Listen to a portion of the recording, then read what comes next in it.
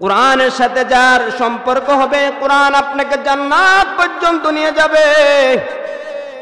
আল্লাহ নবী মুহাম্মদুর রাসূলুল্লাহ সাল্লাল্লাহু আলাইহি ওয়াসাল্লাম বলতেছেন, আল কুরআনু হুজ্জাতুল লাকা আও আলাইকা, কোরআন হয়তো তোমার পক্ষে নতুবা বিপক্ষে। অন্য হাদিসে নবীজি বলেন, আল কুরআনু শাফিউম মুশাফফা, কোরআন তোমার পক্ষে হয়তো সুপারিশ করবে। যার পক্ষে কোরআন সুপারিশ করবে, বলুন তে লোকটা জান্নাতি না জাহান্নামী? জান্নাতি। কারণ হাসরের ময়দানে কোরআন বান্দার পক্ষে সুপারিশ করবে। কতই না খুশনসিব তার যে কোরআনকে নিজের জিন্দেগির সাথে মিলায় নিছে, কোরআনের সাথে যে সম্পর্ক করতে পারছে, তার দাম কত বেশি।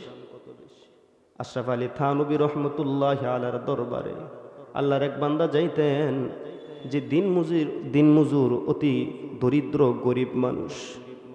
আশরাফ আলী থানভী রহমতুল্লাহ আলার দরবারে যাওয়া আসা করতেন, কিন্তু কোরআন পড়তে পারে না। অন্ধ, কেমন অন্ধ, কোরআনগুলো দেখে দেখে পড়ার মতো যোগ্যতা তার নাই, কিন্তু বড়দের সোহবতে গেছে, এই জন্য দিলের মাঝে আসছে একটু কোরআনটার সাথে যদি সম্পর্ক বানাইতাম।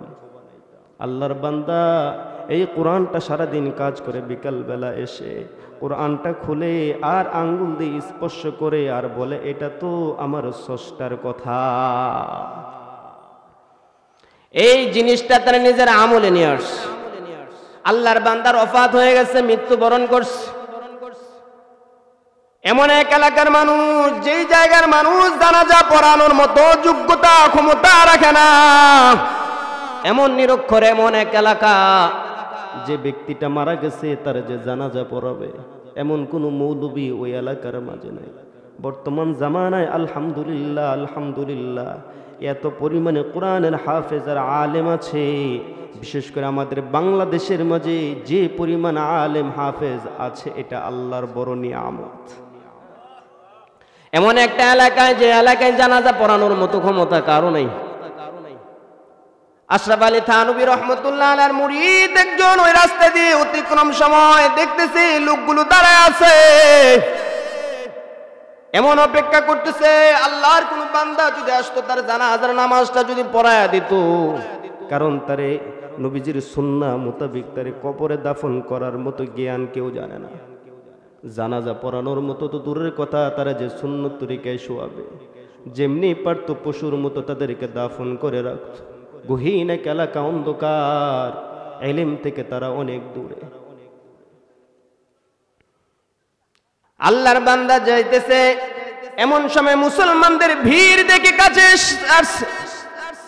কাছে আসার পর আল্লাহর বান্দারা বলতেছে, আগন্তুক, তোমাকে দেখে তো মাশাআল্লাহ হুজুর হুজুর মনে হয়, সম্ভবত তুমি জানাজার নামাজটা পড়াইতে পারবা। উনিও সাধারণ মানুষ, জেনারেল পড়ুয়া, কিন্তু আশরাফ আলী থানভীর সোহবতে তিনিও ইখতিয়ার করেছে। এইবার আল্লাহর বান্দা বলতেছেন, হ্যাঁ জানাজা পড়ানোর মতো আলহামদুলিল্লাহ জ্ঞান আমার আছে। আল্লাহর বান্দা জানাজার নামাজ পড়াইলেন, তারে কবরে রাখলেন, দাফন করলেন, মাটি দিলেন। এইবার তার পেশাগত সেই কাজের মাঝে লিপ্ত হয়ে গেছে। সরকারি একটা কোম্পানিতে চাকরি করত। হঠাৎ করে তাকায় দেখে একটা ব্যাস, একটা কার্ড যে তার গলার মাঝে ছিল, এই কার্ডটা কোথায় যেন পড়ে গেছে। আল্লাহর বান্দা এই কার্ড খোঁজার জন্য রওনা হয়ে গেছে। খুঁজে খুঁজে কোথাও না পেয়ে তার দিলের মাঝে আসলো, হয়তো বা আমার এই কার্ডটা কবরে ওই মাইয়িতকে রাখার সময় কবরে হয়তো পড়ে গেছে। আল্লাহর বান্দা এবার কবর খনন করলেন, কবরের উপর থেকে মাটিগুলো সরালেন, এবং আল্লাহর বান্দা মাটি সরার পরে বাঁশগুলো সরায় দেখলেন ঠিকই তার কবরের মাঝে ওই কার্ডটা পড়ে আছে। কিন্তু বড় আশ্চর্যের বিষয় হলো, আল্লাহর বান্দা যখন ওই কবরের উপর থেকে মাটি সরাতে শুরু করেছেন, তখন থেকে কবর থেকে কেমন যেন মিশকে আম্বরের ঘ্রাণ আসতেছে। জোরে সুরে বলেন না সুবহানাল্লাহ। আল্লাহর বান্দা আশ্চর্য হয়ে গেলেন, ওই এলাকায় ফিরে গেলেন, তোমরা আমারে বলো আল্লাহর বান্দা এমন কি নেক আমল করতো, যে নেক আমল করার কারণে আমি নিজে প্রমাণ। তার কবরটা আমি যখন কবরের উপর থেকে মাটিগুলো সরালাম, উপর থেকে বাঁশগুলো সরালাম, তখন থেকে আমি দেখতে পাই কবর থেকে কেমন যেন মিশকে আম্বরের সুঘেরান আসতেছে, সুঘেরান আসতেছে, যেই ঘেরানে আমাকে মুগ্ধ করে তুলেছে। আল্লাহর বান্দারা বলতেছে তার গোপন আমল সম্পর্কে আমরা জানি না, তার গোপন আমল সম্পর্কে আমাদের জানা নাই। বললে হয়তো তার সহধর্মিনী বলতে পারে তার শরণাপন্ন তোমরা হও। আল্লাহর বান্দা তার সহধর্মিনীর সাথে পর্দার সহিত কথা বলতেছে। তোমার স্বামী এমন কি নেক আমল করত, যে নেক আমল করার কারণে আমি এমন অলৌকিক কিছু দৃশ্য দেখেছি। আল্লাহর বান্দি চিৎকার করে বলতেছে, আগন্তক, আমার স্বামীর গোপন আমল সম্পর্কে আমিও জানি না, তবে আমি দেখতাম বেশ অনেক দিন থেকে আমার স্বামী দিন মজুর, সারাদিন কাজ করে ক্লান্ত শরীর লইয়া মাগরিবের নামাজ আদায় করত। আদায় করার পরে যাই নামাজের মাঝে কোরআনটা নিয়া হাত বুলাইতো আর বলতো, এ মেরা রব কা কালাম হ্যায়, এটা আমার প্রভুর কালাম। এই বলে বলে শুধু আঙ্গুল নাড়াচাড়া করত। আল্লাহর বান্দা বুঝে ফেলছে, এবার সুসংবাদ তারে দিতেছে যে তোমার স্বামীর কবর থেকে এমন সুঘ্রাণ আমি নিজে পেয়েছি। আল্লাহর বান্দা রাতের বেলায় ঘুমিয়ে গেছে। নেককার মানুষ, পরহেজগার মানুষ, মুত্তাকি মানুষ রাতের বেলায় ঘুমায়া রাতে স্বপ্নে দেখে হাসরের ময়দান কায়েম হয়ে গেছে। সুবহানাল্লাহ।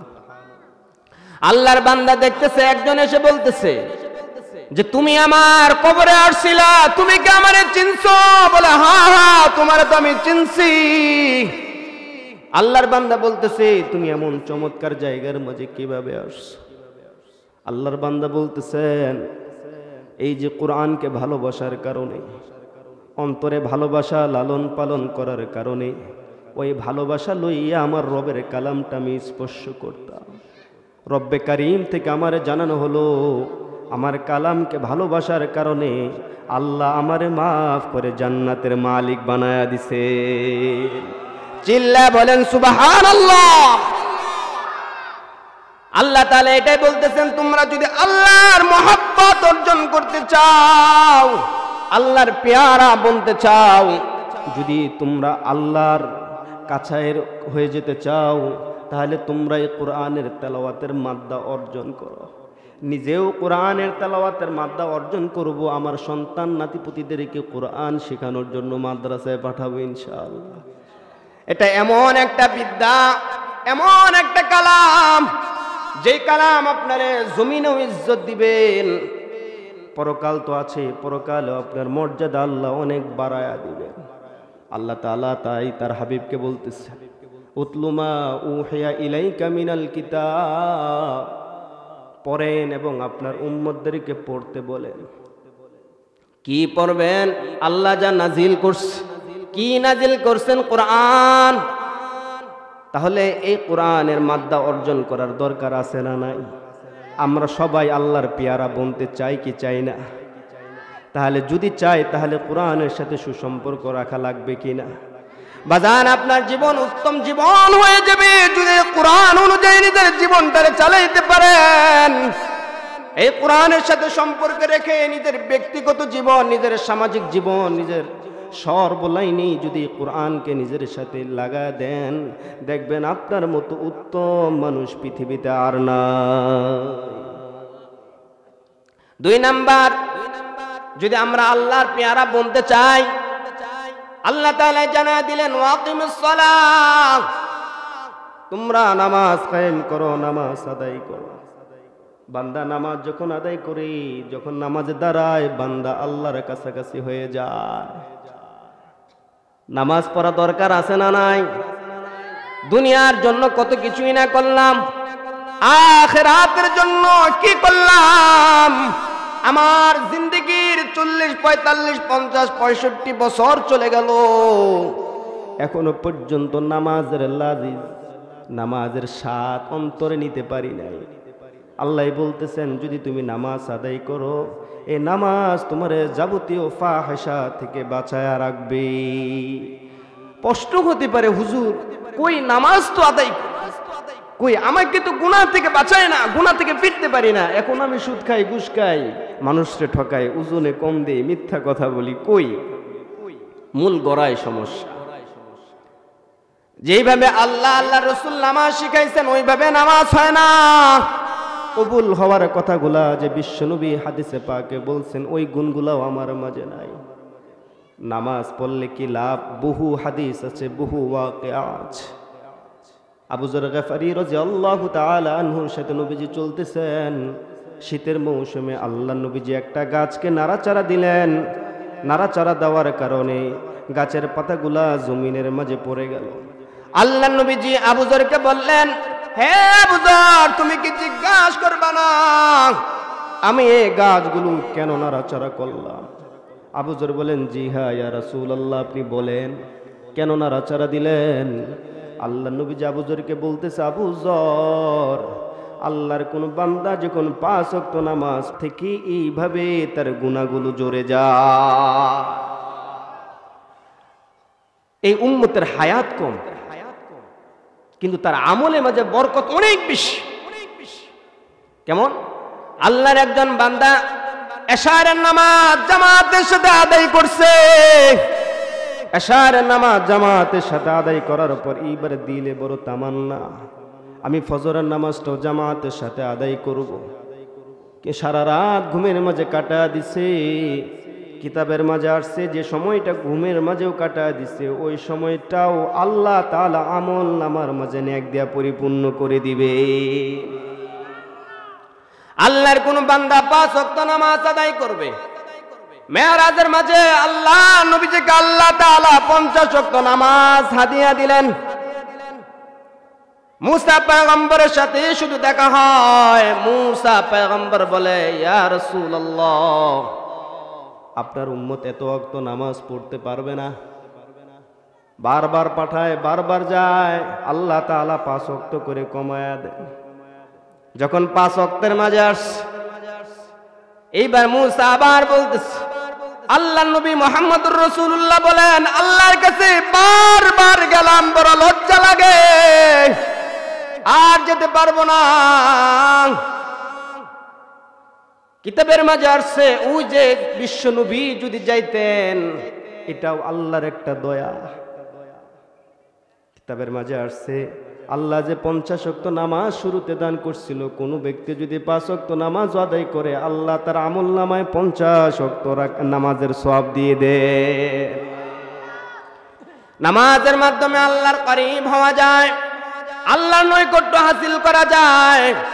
সর্বোপরি কথা হলো আল্লাহ নবীজি বলেন, তুমি যদি নামাজ হয়ে যাও, কারণ তুমি যখন দুনিয়া থেকে চলে যাবা সর্বপ্রথম আল্লাহ নবী বলেন তোমাকে নামাজ সম্পর্কে জিজ্ঞাসা করা হবে, তাহলে এই নামাজ পড়া দরকার আছে কিনা?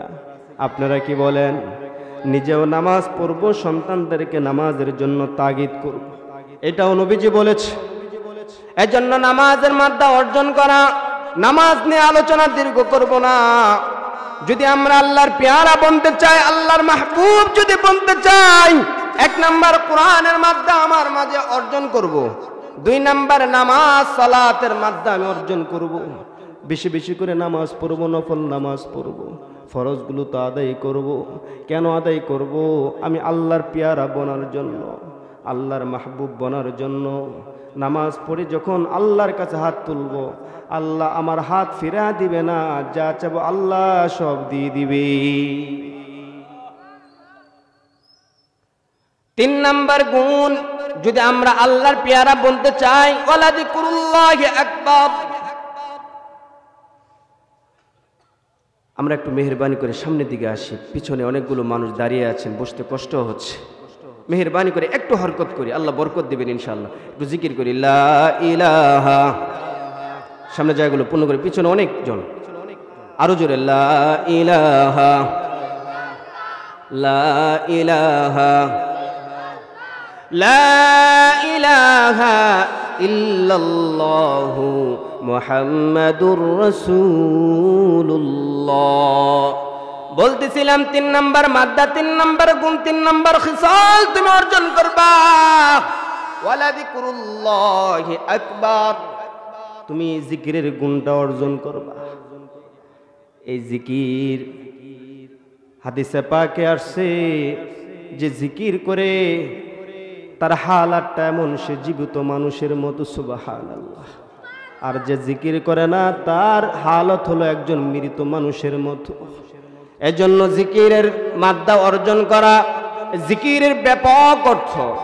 জিকির অর্থ কুরআন, জিকির অর্থ আল্লাহ নবী যে বিশেষ বিশেষ দোয়াগুলো শিখাইছেন, এই দোয়াগুলো পড়া এটাও হলো জিকির। আল্লাহ তাআলা বলতেছেন ওয়ালা যিকরুল্লাহি আকবার, আল্লাহর জিকির ওয়ালা বান্দা তুমি বনে যাও। যার জিহ্বাটা জিকির দ্বারা তরতাজা থাকবে, হাসরের ময়দানে হাসতে হাসতে আল্লাহর জান্নাতে চলে যাবে। আশরাফ আলী থানভী রহমতুল্লাহ আলাইহি বলেন যে সর্বদাই জিকিরের মধ্যে মশগুল থাকে, লেগে থাকে, অবসর সময় পাইলেই জিকির করে, যখন জিন্দেগির শেষ সময় মালাকুল মাউত এসে যাবে আল্লাহ তাআলা তার ঈমানের সাথে মৃত্যু দান করবেন। এজন্য বড়রা বলেন নিজের জিন্দেগির মাঝে একটা আমল ফিট করবা, দৈনন্দিন 100 বার আল্লাহর নামের জিকির করব। পারবো না ইনশাআল্লাহ? জিকিরের অনেকগুলো অর্থ। জিকির অর্থ নামাজ, জিকির অর্থ কুরআন, জিকির অর্থ আল্লাহর ডাকাডাকি করা। বিশেষ বিশেষ যে দোয়াগুলো আল্লাহ নবীজি শিখাইছেন ওই দোয়াগুলোর জায়গা বিশেষ আমল করা, এটাও জিকির। আবার জিকির মানে দোয়া, আল্লাহকে বলা, আল্লাহকে ডাকা। আসলে আল্লাহ তাআলা যে পদ্ধতি রাখছেন এই পদ্ধতিতে আমরা আল্লাহরে ডাকতে চাই না, আমরা আল্লাহর কাছে চাইতেও চাই না। বড় অবাক লাগে, মনে হয় যে আল্লাহ তাআলা আমারে সব দিয়ে দিচ্ছে, আর কোনো কিছুর প্রয়োজন নাই। না না, এমন হালাত না। আরে বাজান, এমন হালাত আপনার কেমন হবে, কেন হবে? বিশ্বনবী মুহাম্মদুর রাসূলুল্লাহ সাল্লাল্লাহু আলাইহি ওয়াসাল্লাম নফল নামাজের মাঝে দাঁড়ায়া রাতকে রাত কাটায়া দিতেন। তেনার পা মুবারক ফুলে যেত। সাহাবায়ে কেরাম রিদওয়ানুল্লাহ তাআলা আলাইহিম আজমাইন সহ আম্মা জান আয়েশা রাদিয়াল্লাহু তাআলা আনহা নবীজিকে বলতেন, ইয়া রাসূলুল্লাহ গফারাল্লাহু লাকা মা তাকদ্দামা মিন যামবিকা ওয়া মা তাআখার। রাসূলুল্লাহ সাল্লাল্লাহু আলাইহি ওয়াসাল্লাম আপনার জিন্দেগির আগে পরের সব গুনাহ খাতা আল্লাহ মাফ করে দিয়েছেন। এত লম্বা লম্বা কিয়াম করার তো কোনো দরকার নাই, এত লম্বা লম্বা সিজদা দেওয়ার তো দরকার নাই। আল্লাহ নবীজি একবার সিজদায় পড়ে রুনাজারি করতেছেন, লম্বা সময় সিজদার মাঝে পড়ে আছেন। আম্মা জান আয়েশা রাদিয়াল্লাহু তাআলা আনহার হুজরার মাঝে, ঘরের মাঝে আম্মা জান আয়েশা ভাবলেন আমার নবীজি হয়তো দুনিয়া থেকে বিদায় নিয়ে চলে গেছে। আম্মা জান আয়েশা রাদিয়াল্লাহু তাআলা আনহা নবীজির পায়ে গিয়ে স্পর্শ করলেন, টাচ করলেন। নবীজি একটু নাড়াচাড়া মারলেন, এতে বুঝতে পারলেন আমার নবীজি এখনো বেঁচে আছে, নবীজি দুনিয়া থেকে যায় নাই। নবীজিকে প্রশ্ন করা হইতো, এত লম্বা লম্বা সময় সিজদা কেন করেন, এত লম্বা লম্বা সময় কেন দাঁড়ায় থাকেন? আল্লাহ নবীজি আলাইহিস সালাতু ওয়াস সালাম বললেন, আমি কি আল্লাহর কৃতজ্ঞশীল বান্দা হব না? আমি কি আল্লাহরে ডাকাডাকি করব না? বিশ্ব নবী, যে নবীজির জিন্দেগির আগে পরে কোনো গুনাহ নাই, ওই নবীজি যদি এই কথা বলতে পারেন আমি কি আল্লাহরে ডাকাডাকি করব না? আমি কি আল্লাহর কৃতজ্ঞশীল বান্দা হব না? শুকর গুজার বান্দা কি আমি হব না? আমরা তো মনে করি স্বয়ং সম্পূর্ণ হয়ে গেছি। বুকে হাত রেখে কয়জন বলতে পারবেন সর্বদা আল্লাহ দিয়ে মুখে বলি, দিল থেকে না? আল্লাহরে ডাকি বাস্তব, কিন্তু যে ডাকি এগুলো আসলে দিল থেকে আসে না। যেমন এক ব্যক্তিকে জীবনে শেষ ফাঁসি দিয়ে দিবে, অর্ডার হয়ে গেছে, জল্লাদ তো কাছে আসছে, যদি তাকে বলা হয় একটু পরেই তোমার ফাঁসি দিয়ে দেওয়া হবে, তোমার জিন্দগির শেষ কিছু চাওয়া থাকলে তুমি বলো। মুসলমান তো এবার বলতেছে তাহলে আমাকে একটু সময় দেওয়া হোক, 2 রাকাত নফল নামাজ আমি পড়ব। বলেন তো বাজান, তার জিন্দগির ওই 2 রাকাত নফল নামাজের হালাতটা কেমন হবে? ওই রকম ভাবে নামাজ, ওই রকম ভাবে আল্লাহকে ডাকাডাকি করাচ্ছে। একজন সাহাবী এসে নবীজিকে বলতেছেন, ইয়া রাসূলুল্লাহ, আমার সংক্ষিপ্ত একটা নসিহত করেন, অতি সংক্ষিপ্ত। নবীজি আলাইহিস সালাম হাদিসটা আইয়ুব আনসারী রাদিয়াল্লাহু তাআলা আনহু বর্ণনা করেন যে নবীজিকে বলা হইল, আমাকে ছোট একটা উপদেশ দেন। নবীজি আলাইহিস সালাম তাকে ছোট একটা উপদেশ দিলেন। সাহাবী, গ্রাম থেকে তো আসছো, যখন এই নামাজ পড়বা, জিন্দেগীর শেষ নামাজ মনে করে নামাজ পড়বা। এই নামাজের মাঝে তোমার খুশু খুশু আসবে, আল্লাহর দিকে মুতাওয়াজ্জা তুমি হতে পারবা। তদ্রূপ আমরা আল্লাহকে ডাকি। আল্লাহ তাআলা তো বলতেছেন জিকিরের মাদ্দা অর্জন করো, আল্লাহকে ডাকো। আল্লাহ তাআলাও বলতেছেন তোমরা আমাকে ডাকো, আমি তোমাদের ডাকে সাড়া দিয়ে দিব। আমরা আল্লাহকে ডাকি না। যেমন হোঁচট খেয়েছে রাস্তায়, এবার আমার মুখ দিয়ে তো বের হওয়ার কথা ছিল ইন্না লিল্লাহ, এবার ছেলে হোঁচট খেয়ে বলতেছে ও মারে, ও বাবারে। বাস্তব কিনা? চিৎকার দিচ্ছে, মারে স্মরণ করতেছে, বাবারে স্মরণ করতেছে। উচিত ছিল এই সময় আল্লাহকে স্মরণ করা। আল্লাহ খুশি হইতেন। এর জন্য জিকিরের মাধ্যমে অর্জন করা, বেশি বেশি করে আল্লাহর ডাকা, আল্লাহর কাছে দোয়া করা। জিন্দেগীর যত চাওয়া, যত পাওয়া, সব কিছু আল্লাহর কাছ থেকে নেওয়ার মাদ্দা অর্জন করা। বাজান মনে রাখবেন, জিকিরের একটা অর্থ দোয়া। দোয়া এমন একটা হাতিয়ার, আল্লাহ নবী বলেন আদ-দুআউ সিলাহুল মুমিনিন, দোয়া হলো মুমিনের হাতিয়ার। অন্য হাদিসে আল্লাহ নবী বলেন আল্লাহ তাআলা দোয়ার মাঝে এমন একটা পাওয়ার রাখছেন। কেমন পাওয়ার? আল্লাহ তাআলা যে তাকদীর লিখেছেন, যে কলম দিয়ে মানুষকে সৃষ্টির 50,000 বছর পূর্বে আল্লাহ তাকদীরকে লিখেছে, যে কলম দিয়ে আল্লাহ তাআলা তাকদীরকে লিখেছিলেন মানুষের জিন্দেগিতে কি হবে না হবে, কি করবে না করবে। এজন্য একটা আকীদা হইল যে তাকদীর উপর বিশ্বাস করা, ভালো মন্দ যা হয় তাকদীর উপর বিশ্বাস করা, আল্লাহর ফায়সালা। যে কলম দিয়ে এই তাকদীরকে লেখা হয়েছে, কলমকে আল্লাহ তুলে নিয়েছে। নতুন করে সংযোজন করার মতো কোনো ক্ষমতা কারো নাই। নবীজি আলাইহিস সালাতু ওয়াস সালাম বলেন, তবে এমন একটা হাতিয়ার আল্লাহ দিবেন, আত-তাকদীরু লা ইউরাদ্দু ইল্লা দুআ। সুবহানাল্লাহ। আল্লাহ নবীজি বলতেছেন তোমার তাকদীরকে পরিবর্তন করার মতো কোনো জিনিস আল্লাহ বানায় নাই, তবে দোয়া ছাড়া। এর মানে দোয়ার মাধ্যমে বান্দা তার তাকদীরকে পরিবর্তন করতে পারে। চিল্লায় বলেন সুবহানাল্লাহ। বাজান, আপনার সন্তান হয় না, আল্লাহ তাআলা আপনার কন্যা সন্তান দেয়, আল্লাহ পুত্র সন্তান দেয় না। মাজারের কাছে যাওয়ার কোনো দরকার নাই, মানুষের কাছে যাওয়ার কোনো দরকার নাই। আল্লাহর কাছ থেকে নেন, আল্লাহর কাছ থেকে। কেন নিবেন? চাওয়ার মতো চাইলে তো আল্লাহ অবশ্যই দিবেন, ঠিক কিনা? আমরা আল্লাহকে যেভাবে ডাকা দরকার ডাকতে পারি না। যে পন্থা, যে পদ্ধতিতে আল্লাহকে ডাকা দরকার, ওই পদ্ধতিতে আমরা আল্লাহকে ডাকতে জানি না। দোয়া কবুল হওয়ারও তো কিছু নিদর্শন কিতাবের মাঝে আসছে। এইভাবে আল্লাহরে ডাকো, এইভাবে আল্লাহরে স্মরণ করো। এই মাদ্দাগুলো যদি তোমার মাঝে থাকে, তাহলে আল্লাহ তোমার চাওয়াগুলোকে কবুল করবেন। এই জিকিরের মাদ্দা অর্জন করো, আল্লাহকে ডাকার মাধ্যমে, দোয়ার মাধ্যমে। হুজুর, সে আলামতগুলো কি? দোয়া কবুল হওয়ার একটা আলামত হলো উত্তম সময়, উত্তম জায়গায় দোয়া করা, বরকতময় জায়গায় দোয়া করা। যেমন বাইতুল্লাহ তওয়াফ করার সময় দোয়া করা, মসজিদের মাঝে দোয়া করা, জুমার দিন সূর্য যখন অস্ত যায় তখন দোয়া করা। এগুলো হলো উত্তম সময়, দোয়া কবুল হওয়ার আলামত।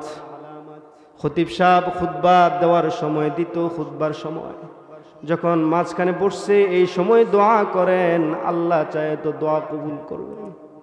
কিন্তু ওই সময় কি করে? মুমিন মুসলমান মসজিদে যাওয়ার পর পরস্পর কত ব্যস্ততা, পরস্পর কত কথা। ওই সময়টার মাঝে মুসলমান ব্যস্ত হয়ে যায়।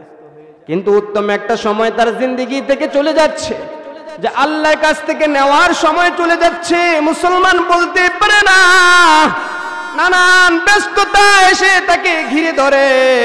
যেমন দেখবেন সামনে আসতেছে রমজানুল মুবারক, এই জায়গার মাঝে কিছু কিছু মুসলমান মুমিনের হালাত হলো নিজের জিন্দেগির জন্য সবর্ণ সুযোগ মনে করে বেশি বেশি করে নফল নামাজ পড়ে, বেশি বেশি করে কোরআন তেলাওয়াত করে, কোরআন খতম করে। কিছু কিছু ব্যবসায়ীদের ধান্দা হলো রমজান আসছে কামাইয়ের মাস, কি কামাবে? দুনিয়া কামাবে। আর কিছু কিছু মুমিন আখিরাত কামাবে, ওদেরকে দুনিয়াতে ব্যস্ত রাখছে শয়তান। আল্লাহ তাআলা কোরআনে বহু জায়গায় বলছেন কোরআন তোমাদের প্রকাশ্য দুশমন। কিন্তু শয়তান উত্তম দিন উত্তম সময়গুলোতে মুসলমানদেরকে বিভিন্ন ব্যস্ততা দিয়ে তাদেরকে ফিরায় রাখে, দূরে সরায় রাখে, ঠিক কিনা? যাতে করে নেক আমল করে আল্লাহর নৈকট্য হাসিল না করতে পারে, এই জন্য তার দুনিয়ার বহু ব্যস্ততা দিয়ে ঘিরে ধরে। কিন্তু না না, বুঝতে হবে এই সময় শয়তান আমারে ধোঁকা দিতেছে, শয়তানের ধোঁকার মাঝে পড়ে আমার এই সময়গুলোকে নষ্ট করে দেওয়া যাবে। তো বলতেছিলাম দোয়া কবুলের একটা আলামত উত্তম সময় দোয়া করা। উত্তম সময় দোয়া করা, এটা হলো দোয়া কবুলের একটা আলামত। আরেকটা আলামত হলো দোয়ার পূর্বে, আল্লাহর কাছে চাওয়ার পূর্বে আমরা তো চাই, চাওয়ার পদ্ধতি বলে যাচ্ছি। কিতাবের মাঝে আসছে এইবার তুমি আল্লাহর কাছে চাইবা, চাওয়ার পূর্বে ভালো কাজ করো, নেক কাজ করো, নামাজ পড়ো, কোরআন তেলাওয়াত করো, দান সদকা করো। এরপরে তুমি আল্লাহর কাছে চাও, আল্লাহ তোমার চাওয়া কবুল করবেন। আরেকটা আলামত হলো তুমি আল্লাহর কাছে চাইবা, তোমার যা প্রয়োজন এইবার তুমি কয়েকবার আল্লাহর কাছে তওবা করে নাও। আস্তাগফিরুল্লাহ আস্তাগফিরুল্লাহ আস্তাগফিরুল্লাহ রাব্বি মিন কুল্লি যামবিন ওয়া আতুবু ইলাইহি। আল্লাহর কাছে তওবা করার পরে চাও, আল্লাহ তোমার চাওয়াগুলোরে কবুল করবেন। নুজহাতুন নওয়াজির ফি আহওয়ালিল আকাবির নামক কিতাবের মাঝে একটা ঘটনা আসছে। মুসা পয়গম্বর আলাইহিস সালাতু ওয়াস সালামের কাছে ৭০,০০০ বনি ইসরাইল এসে বলতেছে মহামারী দেখা দিয়েছে, আসমান থেকে রহমতের বৃষ্টি পড়তেছে না। পয়গম্বর আল্লাহর কাছে দোয়া করেন, আল্লাহ যেন বৃষ্টি বর্ষণ করে। পয়গম্বর মুসা কালিমুল্লাহ আল্লাহর কাছে প্রার্থনা করতেছেন, আল্লাহ পয়গম্বর মুসার দোয়া কবুল করতেছে না। পয়গম্বর মুসা কালিমুল্লাহ আশ্চর্য হয়ে গেলেন, এতদিন যাবত কোনোদিন আমার দোয়া তো আল্লাহ ফিরায়া দেয় নাই, আজ কেন আল্লাহ আমার দোয়া কবুল করতেছে না? জিবরাইল আমিন এসে পয়গম্বর মুসাকে বলতেছে, এ পয়গম্বর মুসা আলাইহিস সালাম, ৭০,০০০ বনি ইসরাইল মাঝে আল্লাহর একটা নাফরমান আছে যে ৪০ বছর যাবত কোনোদিন আল্লাহর স্মরণ করে নাই। আপনাদের মজমুয়া থেকে, আপনাদের মহল থেকে তারা তাড়ায়া দেন, বের করে দেন। যদি তাকে বের করে দেন তাহলে আল্লাহ আপনার দোয়া কবুল করবেন। এই নাফরমানের কারণে আপনাদের দোয়া আল্লাহ কবুল করতেছে। পয়গম্বর মুসা এলান দিয়ে দিলেন, একজনের ঘোষণা, ওই রকম আমাদের মতো তো এই রকম ব্যবস্থা ছিল না। পয়গম্বর মুসার কথা ৭০,০০০ বনি ইসরাইল পর্যন্ত পৌঁছানো সম্ভব না। ঘোষকদের মাধ্যমে ঘোষণা দেওয়া শুরু হলো। ওই পাপিষ্ঠর কানের মাঝে আওয়াজটা চলে গেল যে ৪০ বছর যাবত কোনোদিন আল্লাহকে স্মরণ করে নাই, এমন কোনো গুনাহ নাই যে আল্লাহর বান্দা করে নাই। চোরের মন তো পুলিশ আল্লাহর বান্দা তো জেনে ফেলছে। সে বিরাট মুসিবতের মাঝে পড়ে গেলাম, যদি আমি এই মহল থেকে বের হয়ে যাই সব বনি ইসরাইল আমারে চিনে ফেলবে যে ৪০ বছর যাবত কোনোদিন আল্লাহর স্মরণ করি নাই। এইভাবে তো এই জায়গা থেকে চলে যাওয়া যাবে না। আবার যদি আমি নাও যাই, ওহির মাধ্যমে মুসাকে আল্লাহ তাআলা জানায়া দিবেন। কঠিন এক মুসিবতের মাঝে আল্লাহর বান্দা পড়ে গেল, কি করা যায়, কি করা যায়? আল্লাহর বান্দা এবার আল্লাহর কাছে চাইতেছে এমন ভাবে নিজেকে তুচ্ছ তাচ্ছিল্য করে, নিজেকে হাকির বানিয়ে আল্লাহকে বলতে চায়, আল্লাহ 40 বছর যাবত কোনোদিন তোমার নাফরমানি, কোনোদিন আল্লাহ কোনোদিন আমি তোমার গোলামি করি নাই, 40 বছরের মধ্যে শুধু আমি তোমার নাফরমানি করছি, কোনোদিন তুমি প্রকাশ করো নাই রে আল্লাহ।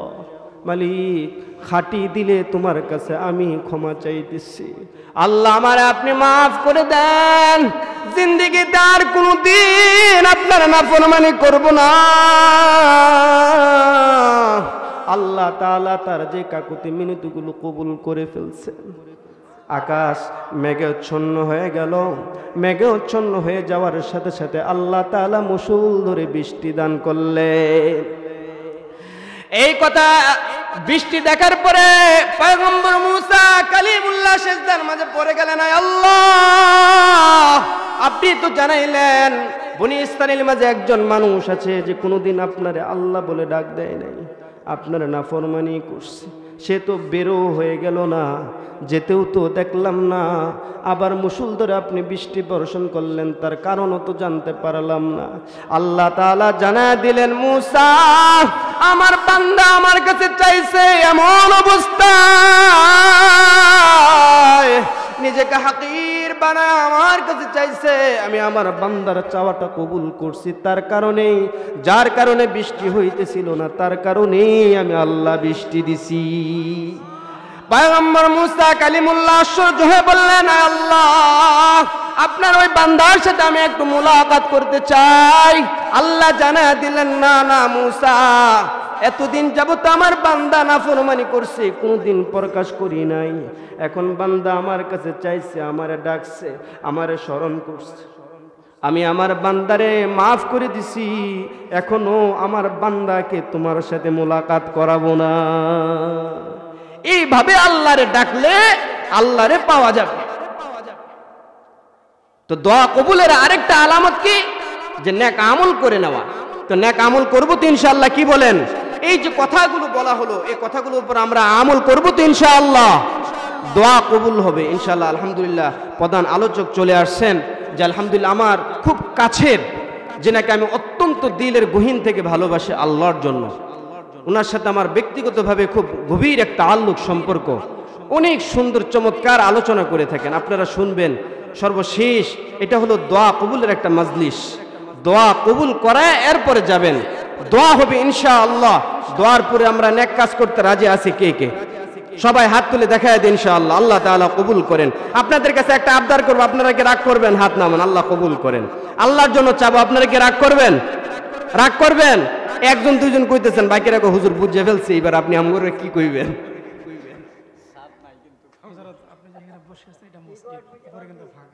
আলহামদুলিল্লাহ আলহামদুলিল্লাহ। একটা জিনিস শুনলাম, এটা যেখানে বসে আমরা বসে আছি এটা মসজিদ, উপরে কিন্তু ফাঁকা, খোলা একেবারে আসমান। কিছু মানুষকে আমি চাই, আল্লাহ তাআলা এক আয়াতে বলেন, তোমরা যদি আল্লাহর মাগফিরাত পেতে চাও, আল্লাহই বলেন ওয়াসারিউ ইলা মাগফিরাতিম মির রাব্বিকুম, যে আল্লাহর মাগফিরাত আর জান্নাত পাওয়ার জন্য তোমরা প্রতিযোগিতা করো। এই আয়াতের পর পরে আল্লাহ বলেন যে 4টা গুণ অর্জন করবে সে আল্লাহর মাগফিরাত আর জান্নাত পেয়ে যাবে। তার মাঝে দুটা হলো আল্লাযীনা ইউনফিকুনা ফিস সাররা ওয়াদ দাররা, সুখে দুঃখে, সচ্ছলতা অসচ্ছলতা সর্বহালতে আল্লাহর রাস্তায় দান করবা। দান এটা আল্লাহর বড় পছন্দের। হাদিসে আসছে আস-সাদাকাতু তারুদ্দুল বালা ওয়া তাজিদু ফিল উমরি, যে নবীজি বলেন যে সদকা বালা মুসিবত দূর করে দেয় আর তার হায়াতকে আল্লাহ বাড়ায়া দেয়। হায়াত বাড়াইতে চান তাহলে বেশি বেশি করে মসজিদ মাদ্রাসাগুলোতে দান করবেন, আল্লাহ হায়াত বাড়াবেন, বরকত আল্লাহ দিবেন, আল্লাহ কমাবেন না, আল্লাহর খাজানায় অভাব নাই। এগুলোতে কর্জা হাসানা আল্লাহকে দেওয়া, যে আল্লাহরে দেয়, এটা অ্যাকাউন্ট, পরকালের একটা অ্যাকাউন্ট, ওখানে জমা করবেন তো আল্লাহ জমিনও দিবে পরকালেও দিবেন। আমি কিছু মানুষ দেখতে চাই স্বেচ্ছায়, যে আলহামদুলিল্লাহ যারা আমাদের উপর কাজের জন্য এই যে মাহফিলটা আয়োজন করা হয়েছে, মাহফিল্লাহ চাওয়া কবুল করবেন। ইবনে ওমর হাদিসে আছে, ইবনে ওমর ইবনুল খাত্তাব রাদিয়াল্লাহু তাআলা আনহু একবার মক্কাতুল মুআজ্জামায় বৃষ্টি হইতেছে না, মদিনাতুল মুনাওয়ারায় বৃষ্টি নাই, তো আব্বাস রাদিয়াল্লাহু তাআলা আনহুর নাম নিয়ে আল্লাহর কাছে চায়, আল্লাহ হযরত আব্বাস রাদিয়াল্লাহু তাআলা আনহুর উসিলা আপনি বৃষ্টি দেন, সাথে সাথে আল্লাহ বৃষ্টি দিয়ে দিয়েছে। যেন উসিলা নিয়ে দোয়া করা। এজন্য উসিলা নিয়েই চাইলাম 10 জন মানুষ যে 5000 করে মসজিদের জন্য দান করবেন। আছেন এরকম? 3000 করে দেখতে চাই কিছু মানুষ। দোয়া করবো ইনশাআল্লাহ, দিলের গহীন থেকেও দোয়া করব, যাতে করে আল্লাহ তাআলা আশারায়ে মুবাশশারা 10 জন সাহাবীর সাথে যেন আপনার হাসন নাসরটা আল্লাহ করান। সবাই বলেন আমিন। আল্লাহ মুকাল্লিবাল কুলুব, অন্তরকে ঘোরায় দেনেওয়ালা কত মানুষ আছে। অল্প সময় আমাদের প্রধান আলোচক চলে আসবেন, তিনি আলোচনা করবেন ইনশাআল্লাহ। 5000 আল্লাহ তাআলা কবুল করেন। সবাই বলেন লিল্লাহি তাকবীর, লিল্লাহি তাকবীর। 5 জন কে? 5000। জি আলহামদুলিল্লাহ, যে জামাল দাদু ভাই 5000 আল্লাহ কবুল করেন। জানে মালে আল্লাহ বরকত দান করেন, আল্লাহ একটা ছেলে সন্তান দান করেন। সবাই বলেন আমিন, সবাই বলেন না আমিন। এখানে এমনও এতগুলো মানুষের ভিতরে একজন আল্লাহর মাহবুব, আল্লাহর পিয়ারা তো আছে, যে আল্লাহর কাছের, সেও যদি আমিন কয়, ওই উসিলায় যদি আমাদের আমিনগুলো কবুল হয়ে যায়। 2 জনকে পেয়েছি। আরেকজন কে? হাত দেখেন। আমির ভাই। আরেকজন চলমান মেম্বার। আলহামদুলিল্লাহ, আমাদের চলমান মেম্বার। কোরআন তেলাওয়াত হবে। নামাজের গুণ 3 নাম্বার হলো জিকিরের গুণ। জিকিরের অনেকগুলো অর্থ, তার তন্মধ্য থেকে কয়েকটা গুণের কথা বলতেছিলাম। আমরা যে দোয়া করি, আল্লাহর কাছে যে চাই, আল্লাহর একজন বুজুর্গকে একজন ব্যক্তি প্রশ্ন করলো, আপনি আল্লাহর কাছে চাইলে আপনার দোয়া যে কবুল হয়, এটা কি আপনি বুঝতে পারেন? আল্লাহর বান্দা বলতেছেন, হ্যাঁ আমি বুঝতে পারি। আমার দোয়া আল্লাহ তাআলা কবুল করলেন কিনা?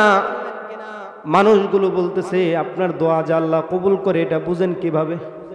আল্লাহর আবেদ বান্দা বলে, আমি যখন আল্লাহর কাছে চাই, তখন আমার দিলের হালাত এমন হয় যেমন আল্লাহর দিকে মুতাওয়াজ্জিহ। আমার ভিতর থেকে কান্না আসে, দিল ভাঙ্গা ভাঙ্গা কণ্ঠ, আমার শরীরের পশমগুলো দাঁড়িয়ে যায়। আমি বুঝতে পারি তখন আমার চাওয়াগুলো আল্লাহ পূর্ণ করতেছেন। সুবহানাল্লাহ। আপনি যখন দোয়া করেন, আপনার দিল কি নরম হয়ে যায়? আপনার শরীরের পশম কি দাঁড়িয়ে যায়? এমন হালাত যদি আপনার হয়, তাহলে বুঝবেন আল্লাহ আপনার চাওয়াগুলোরে কবুল করতেছেন। এই মাদ্দা অর্জন করতে হবে, আল্লাহ তাআলার কাছ থেকে নেওয়ার মাদ্দা অর্জন করা লাগবে। আপনার যা প্রয়োজন, সব প্রয়োজনগুলা আল্লাহর কাছ থেকে চেয়ে চেয়ে মিটাইতে হবে। তাহলে কি হবে? দুনিয়াও কামিয়াবি, আখিরাতও কামিয়াবি। সাহাবায়ে কেরাম রিজওয়ানুল্লাহি তাআলা আলাইহিম আজমাইন মুসিবতে পড়ছে, কিছু নাই, অভাব অনটন, আল্লাহর কাছে চাইছে, আল্লাহর কাছ থেকে নিছে।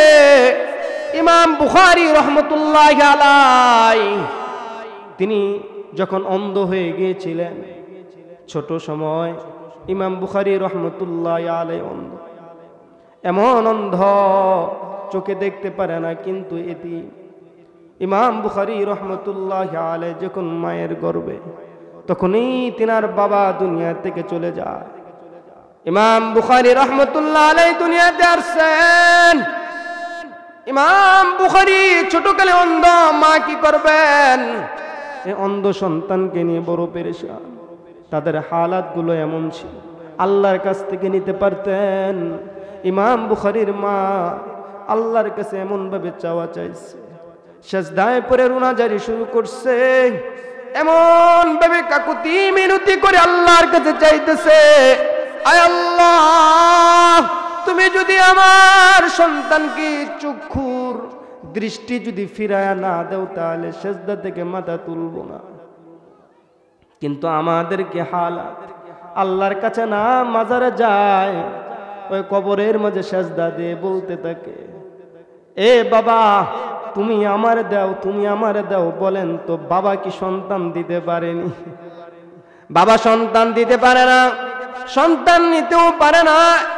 শিরক কুফর দিয়া জিন্দেগি আমি বরবাদ করে ফেলতেছি। উচিত হলো আল্লাহর কাছ থেকে চাওয়া, আল্লাহকে বলা, আল্লাহ তুমি সব করনেওয়ালা, সব দেনেওয়ালা। ইমাম বুখারীর মা আল্লাহর কাছ থেকে এমন ভাবে চাইতেছেন যেমন আল্লাহর কুদরতি অন্তরের মাঝে জোশ লেগে গেছে। কান্না ভেঙে পড়ছে ইমাম বুখারীর মা। আল্লাহ পাক রব্বুল আলামিন ইমাম বুখারীকে মায়ের কান্নার কারণে এমন চক্ষু দৃষ্টি দান করলেন, যিনি হাদিসের বহু হাদিস যিনি চাঁদের আলো দিয়ে বসে বসে লেখছেন। সুবহানাল্লাহ, জুড়ে বলেন। কিভাবে এটা অর্জন করছে? আল্লাহর কাছ থেকে চায়া নিছে। চোখের মাঝে এমন পাওয়ার দিচ্ছে যে তিনি বৃদ্ধ পর্যন্ত কখনো তেনার চোখের মাঝে আর কোনো সমস্যা হয় নাই। কেন? আল্লাহর কাছ থেকে তার মা চেয়ে নিয়েছে। কিন্তু আমরা চাওয়ার মতো আল্লাহরে চাইতে পারি না।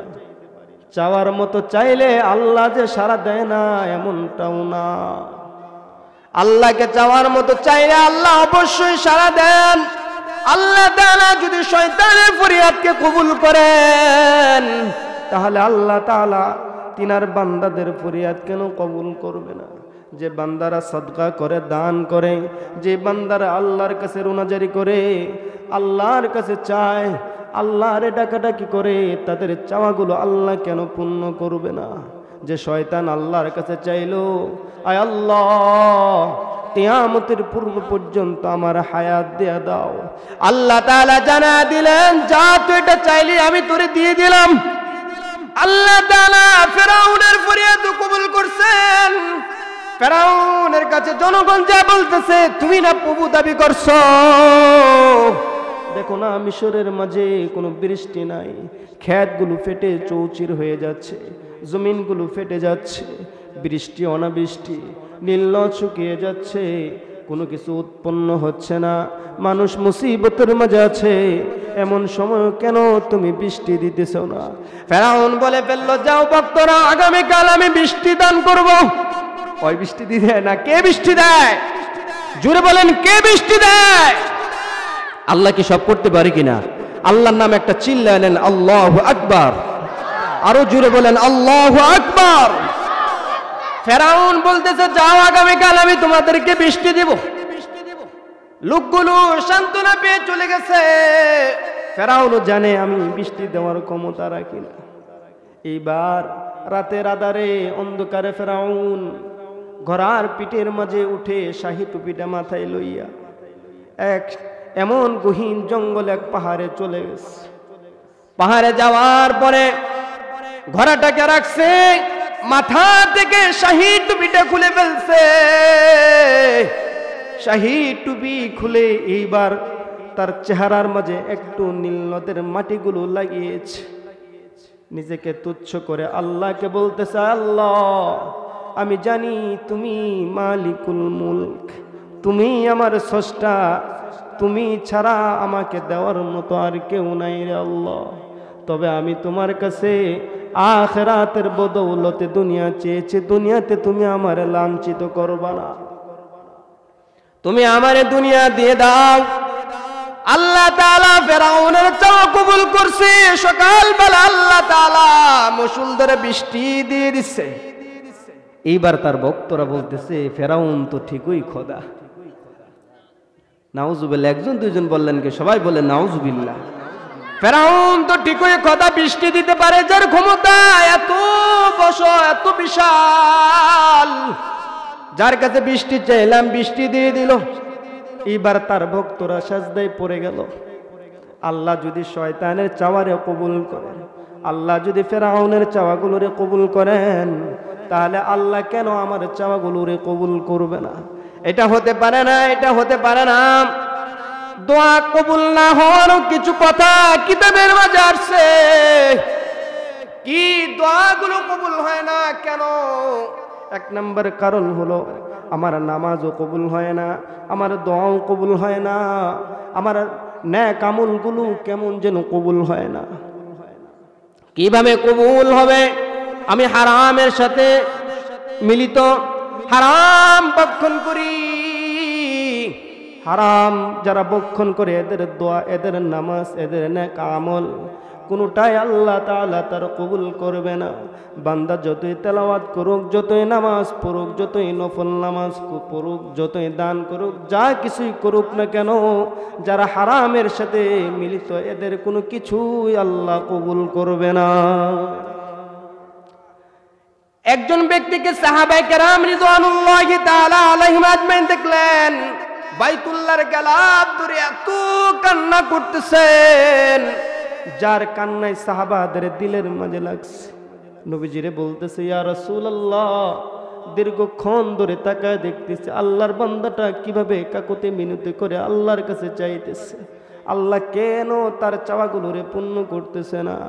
আল্লাহ নবী মুহাম্মদুর রাসূলুল্লাহ বলেন, মাতআমাহু হারামুন ওয়া মালাবাসাহু হারামুন ফায়াকুলু ইয়া রাব্বি লা ইউস্তাজাবু। আল্লাহ নবী বলতেছেন, তার পেটের মাঝে যা আছে এটা হারাম, তার পরিধানে যা আছে এটাও হারাম। বান্দাটা আবার হে প্রভু বলে ডাকাডাকি করে, কেমন করে তার চাওয়াগুলোকে কবুল করবে? এটা কখনোই আল্লাহ তার চাওয়াকে কবুল করবে না। দোয়া যদি কবুল করাইতে চাই তাহলে হারাম থেকে বেঁচে থাকা লাগবে। সর্ব ধরনের হারাম কাজ, হারাম উপার্জন, সব কিছু থেকে নিজেকে দূরে রাখতে হবে। দোয়া আল্লাহর কাছে যে আমরা করি, কবুল না হওয়ারও আরো কিছু বিষয় আছে। আমরা যখন আল্লাহরে ডাকি, আল্লাহর কাছে চাই, আমার অন্তরটা বড় গাফেল থাকে। কত চমৎকার করে আল্লাহরে ডাকি, আল্লাহর কাছে চাই, কিন্তু আমার অন্তরটা গাফেল, আমার মনটা অন্যমনস্ক হয়ে থাকে, ঠিক কিনা? আমরা হাত তুলছি, আল্লাহর কাছে চাইতেছি, কিন্তু আমার দিলটা অন্য কিছু ফিকির নিয়ে ব্যস্ত। আমার দিল, আমার মুখ এক না, এর দোয়া আল্লাহ কবুল করবে না। কেন? তার দিলের মাঝে যা মুখে তা নয়। এজন্য দিল আর অন্তর আর মুখ দিয়ে আল্লাহর কাছে যা চাবে, অন্তরের মাঝে যা মুখ দিয়ে যদি তা বের হয়, আল্লাহ তার চাওয়াগুলোরে পূর্ণ করে দেয়। দোয়া কবুল না হওয়ার আরো কিছু কারণ আছে। হিকমতে এলাহি, আল্লাহর কিছু হিকমত, এটা বুঝার ক্ষমতা কারো নাই। আমি আল্লাহর কাছে এত চাইলাম, আমার কোনো চাওয়া আল্লাহ কবুল করলেন না। বান্দা পেরেশান হওয়ার কিছু নাই, নিরাশ হয়ে যায়ও না। মুসা পয়গম্বর আল্লাহর কাছে দোয়া করছেন, এই দোয়া আল্লাহ তাআলা বহুদিন পর আল্লাহ তাআলা এমন ভাবে কবুল করছে। মুসা পয়গম্বর আল্লাহর কাছে নিরাপদের জন্য দোয়া করছেন, এই দোয়া এমন ভাবে কবুল হয়েছে, এতদিন পরে, অনেক দিন পরে, যখন ফেরাউন মুসা পয়গম্বর এবং বাহিনীর উপর যখন আক্রমণ করার জন্য মুক্তির দোয়া করছে, আল্লাহ মুক্তি নিরাপদ এমন ভাবে দিচ্ছে। পয়গম্বর মুসা কত আগে দোয়া করছিলেন, নিরাপদের দোয়া করছিলেন, আল্লাহ আমার একটু নিরাপদ দেন ওই জালেম ফেরাউনের কাছ থেকে। আল্লাহ তাআলা নবীর দোয়া বহুদিন পরে আল্লাহ কবুল করছেন এমন ভাবে। যখন ফেরাউন মুসা পয়গম্বরের পিছনে ধাওয়া নিছে, সামনে নদী, সামনে দরিয়া, যাওয়ার মতো কোনো উপায় নেই, সামনে দরিয়া, পিছনে ফেরাউন, তার দলবল। মুসা কি করবেন? আল্লাহকে বললেন।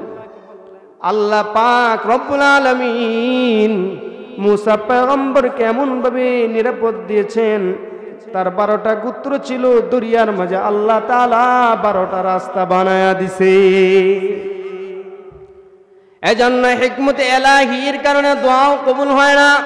হাসরের ময়দানে বান্দাগুলো আল্লাহকে বলবে, আল্লাহ এই জিনিসটার জন্য আমি তো জানি না, এই বিষয়টা আমার জানা নাই।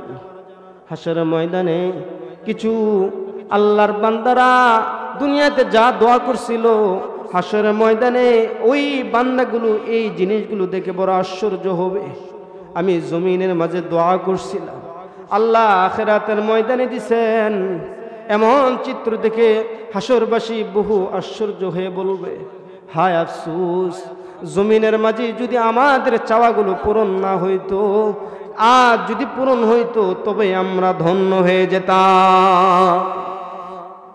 এজন্য আল্লাহ তাআলার কাছে চাইতে হবে চাওয়ার মতো, আল্লাহকে ডাকতে হবে যেভাবে ডাকলে আল্লাহর পাওয়া যাবে। আল্লাহ রাসূল যে পন্থার কথা বলে দিয়েছেন, যে পদ্ধতির কথা বলে দিয়েছেন, আল্লাহ নবীজি হাদিসের পাতায় যে পদ্ধতির কথাগুলো শিখিয়ে দিচ্ছেন, ওলামায়ে কেরাম বুজুর্গানে দিন যে তরিকাগুলো শিখিয়ে দিচ্ছেন, ওইভাবে যদি আল্লাহর ডাকাডাকি করতে পারি, আশা করা যায় আল্লাহ আমাদের চাওয়াগুলো কবুল করবে।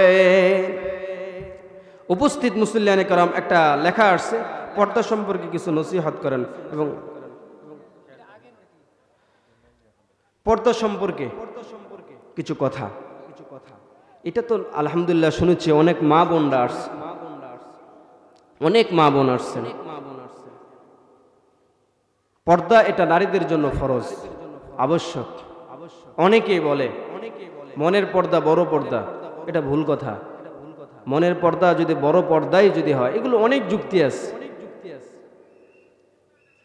মনের পর্দায় যে বড় পর্দা, এটা আসলে যে মন মানসিকতা নিয়ে বলে এটা ঠিক না। আল্লাহ তাআলা এদেরকে ভিতরের জন্য রেখেছেন, এরা ভিতরে পর্দা করবে, গায়রে মুহাররামাতের সামনে যাবে না, এদের থেকে দূরে থাকবে। এটা আল্লাহর আদেশ, আল্লাহর নির্দেশ। নারীরা পর্দা করবে, এদের মাঝে রয়েছে তাদের জন্য কল্যাণ। যারা পর্দা করে না, এদের জন্য অকল্যাণ। এজন্য এটা আল্লাহর ফরমান। পর্দা নিয়ে কথা বললেও তো অনেক কথা বলা যায়। কে আসতেছে? মা বোনদের সম্পর্কে কিছু কথা বলে যাই। মা বোন যারা আসছেন, অনেক স্বামী আছেন, অনেক স্ত্রী আছেন। স্বামীদেরও কিছু হক আছে, নারীদেরও কিছু হক আছে। সংসারের মাঝে অনেক অশান্তি, তার একটাই কারণ, একটা স্বামী স্ত্রীর হকগুলো আদায় করে না, স্ত্রী স্বামীর হকগুলো আদায় করে না। শুধু মনে করে যে আমার স্বামীর সাথে দাম্পত্য জীবন কাটালেই এটাই হইল জীবন। না না, এগুলোর মাঝে হক ও হুকুক আছে। একটা হক হলো যে স্বামী স্ত্রীর একটা হক যে তার ইজ্জতের প্রতি খেয়াল রাখা, যাতে করে স্ত্রীর ইজ্জতের উপর মানহানি না হয়, এই ব্যাপারে নজর রাখবে একজন স্বামী। বেপর্দায় যদি চলে, একটা নারীর কি ইজ্জত বাড়ে নাকি? স্ত্রীর ইজ্জত নষ্ট হয়, মানহানি হয়। নারী যখন জাহান্নামে যাবে, রজব মাস চলতেছে, রজব মাসে নবীজি মেরাজ করেছে। যদিও বা এটা নিয়ে বহু মতানৈক্য আছে, তবে মাস নিয়ে, তারিখ নিয়ে, সন নিয়ে, তবে প্রসিদ্ধ মত হলো রজব মাসের 26 তারিখের দিবাগত রাত্রিতে নবীজি মেরাজ করেছে। অন্য প্রসঙ্গ, এই মেরাজে নবীজি জাহান্নামের মাঝে অনেক চিত্র দেখেছেন। নবীজি নারীদের পাশ দিয়ে যাওয়ার সময় নারীরা এক ধরনের নারীরা খুব হাসাহাসি করতেছিল। নবীজি নারীদেরকে ধমক দিয়ে বললেন, এত অট্ট সুরে হাসাহাসি করিও না, আল্লাহর আযাব সম্পর্কে ভয় করো। আমি জাহান্নামে দেখেছি অধিকাংশ নারীদেরকে, অধিকাংশ নারীদেরকে আমি জাহান্নামে দেখেছি। দুটো কারণে, একটা কারণ বেপর্দা, 2 নম্বর কারণ হলো যে গীবত শেখায়ত। আলহামদুলিল্লাহ তাদের কিছু থাক আর না থাক, এই গীবত পর নিন্দার মাদ্দাটা আলহামদুলিল্লাহ আমার মনে হয় যথেষ্ট আল্লাহ তাদেরকে মনে হয়ে দিয়েছে, খুব ভালো পারে। কিন্তু মা বোন এটা থেকে দূরে থাকবেন, পর্দার সাথে চলবেন, স্বামীর খেদমত করবেন এবং আল্লাহর হুকুম হাকাম মানবেন। আল্লাহ নবীজি তো বলছেন, নারীদের জান্নাতে যাওয়া যত সহজ একজন পুরুষের পক্ষে না, নারীদের প্রশ্ন কম হবে। যারা সন্তান প্রসবের সময় যে নারীরা দুনিয়া থেকে চলে যায়, এদেরকে আল্লাহ তাআলা শহীদের মৃত্যু দান করেন, সুবহানাল্লাহ। আর যে সন্তান প্রসব করার পর যে মাটা বেঁচে থাকে, আল্লাহ তাআলা একে গাজীর মর্যাদা দান করেন, সুবহানাল্লাহ হামদি। সন্তানকে লালন পালন করবে, স্বামীর খেদমত করবে। কিতাবের মাঝে একজন মহিলা নবীজির কাছে যা বলতেছে, ইয়া রাসূলুল্লাহ, ইয়া হাবিবাল্লাহ, আমরা পুরুষদের চেয়ে নেক আমলের মাঝে অনেক পিছিয়ে। তারা জিহাদের ময়দানে অংশগ্রহণ করতে পারে, নারীরা আমরা জিহাদে অংশগ্রহণ করতে পারি না। পুরুষরা জামাতের সাথে নামাজ আদায় করতে পারে, আমরা জামাতের সাথে নামাজ আদায় করতে পারি না। ইয়া রাসূলুল্লাহ, আমাদের স্বামীরা যখন জিহাদের ময়দানে চলে যায়, জামাতের জন্য মসজিদে যখন চলে যায়, আমরা তাদের সন্তানগুলোকে লালন পালন করি গো নবীজি। ইয়া রাসূলুল্লাহ, আমরা তাদের জন্য উত্তম উত্তম খাবারের ব্যবস্থা করি, কিন্তু তারা আমাদের চেয়ে নেক কাজে অনেক বাড়িয়া, আমরা তো তাদের সমকক্ষ কখনোই হতে পারবো না। আল্লাহ নবীজি সাহাবাদেরকে বলতেছেন, ও সাহাবারা, তোমরা কি এ পর্যন্ত কোনোদিন এই নারীর চেয়ে উত্তম প্রশ্নকারী কোন নারীকে দেখছ? সাহাবারা বলতেছে, ইয়া রাসূলুল্লাহ, একটা নারী তার দিন সম্পর্কে যে এত কঠিন সুন্দর চমৎকার প্রশ্ন করতে পারে, আমরা কল্পনাও করতে পারি না। নবীজি আলাইহিস সালাতু ওয়াস সালাম বলতেছেন, তুমি যে নারীদের দলপ্রধান হয়ে আসছো, তাদেরকে গিয়ে বলবা তোমরা আল্লাহর হুকুম মানবা, স্বামীর খেদমত করবা, পর্দার সাথে থাকবা। এগুলো যদি তোমরা করতে পারো, একটা স্বামী জিহাদের ময়দানে যাওয়ার পরে, জামাতের সাথে নামাজ আদায় করার পরে বাহিরে যত নেক আমলগুলো করে, ওই সমপরিমাণ সওয়াব আল্লাহ তোমাদের আমলনামার মাঝে দিয়ে দিবে। যারা পর্দা করে এদেরকে আল্লাহ বড় পছন্দ করেন। ও মা ফাতেমাতুজ জাহরা রাদিয়াল্লাহু তাআলা আনহার যেদিন ওফাত হয়ে গেল, দুনিয়া থেকে চলে যাওয়ার পূর্বে ফাতেমাতুজ জাহরা স্বামীকে বলছেন, ও স্বামী আমার, আমার যদি মৃত্যু হয় রাতের আঁধারে আমারে দাফন করবে, যাতে করে আমার শরীরটা কেমন এটা যেন কেউ দেখতে না পারে। ফাতেমাতুজ জাহরা খাটো না লম্বা এটাও যেন মানুষ বুঝতে না পারে। রাতের আঁধারে আমারে দাফন করবেন গো স্বামী আমার। বহু মানুষ জমা করার কোনো দরকার নাই, অল্প মানুষ মিলে আমারে দাফন করবেন, কোনো ঘোষণা দিবেন না, কোনো ঘোষণা দিবেন না। ফাতেমাতুজ জাহরার হালত যদি এমন হয়, যিনি জান্নাতি নারীদের সর্দানি, ওই নারী এমন কথা বলতেছে, কিন্তু আমরা তো ভালো কথা স্বামীরে বলতে পারি না।